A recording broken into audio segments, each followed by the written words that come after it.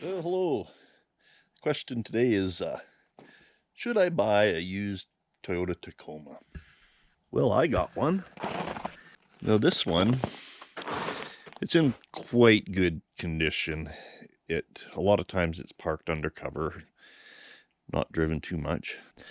This one's a 2003, so it's got a little V6 in it. The good and the bad, well, wheel bearings. Bad. I've been through a few wheel bearings and they're an ugly job to change.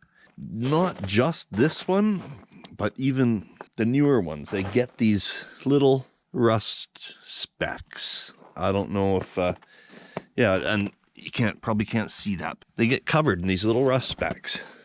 Another bad thing is, oh, watch you don't trip over the Toyota parts laying in the driveway. This is something that Toyota done. It's crazy. It's this thing here, which consists of two universal joints and this other thing. What it's called is, it's called a cardan joint. And this is in the rear drive shaft. This thing is not, well, let's say a professional drive shaft shop might be able to fix it for you. Not something you want to tackle on your own. I know from experience. So basically, you're stuck buying the whole shaft. So basically, Toyota gives you the shaft on this one. I called Toyota. It was $1,300 and change.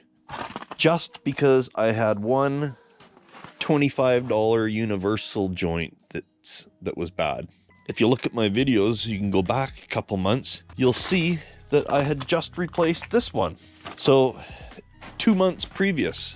And when I did replace that one, the far back one right by the diff, I inquired I was going to replace all of them. So there's 4. So I went into the local auto parts shop. I went to a couple of them. And in their book, for this center section here, it just says not available. So they didn't know either. They're like, well, we don't know why it's not available. So I said, okay, well, I guess I'll just have to do the one. So I done the one. 2 months later, I come to that. I took it all apart and I find out why it's not available. There's actually another little bearing in the center of this thing here.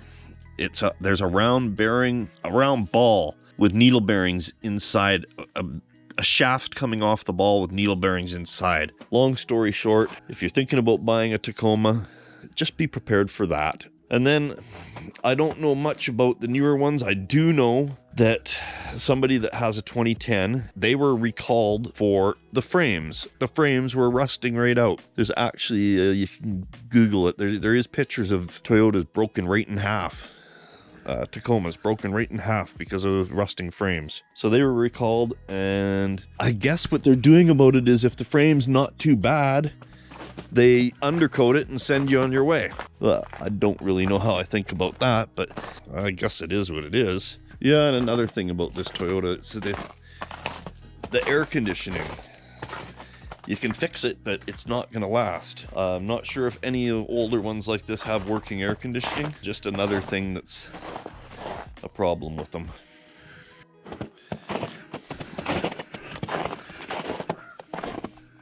Oh, and did I mention the fuel mileage?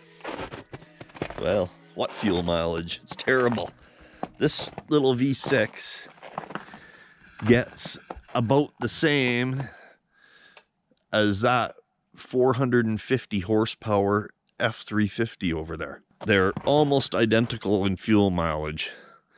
I'm not sure if the Ford is better or the Toyota, because the Ford is a little bit worse on a 500-mile trip, but I had a 2,000-pound camper and I was pulling, let's see, a few thousand pounds on the trailer too. And the mileage was close to the same as this thing. So yeah, Toyota, bad fuel mileage. However, I will say that this is a 3.4 liter. The newer ones are 4 liters, I guess. This one here, the motor seems to be very reliable. I would say that about it. Okay, I just threw that that little quick video together about the Toyota. That's just my opinion. I'm just one person. So overall, I guess the Toyota is good. It is reliable, yes. But every vehicle on the planet has some kind of issues. So I don't know. Maybe just flip a coin. Thanks.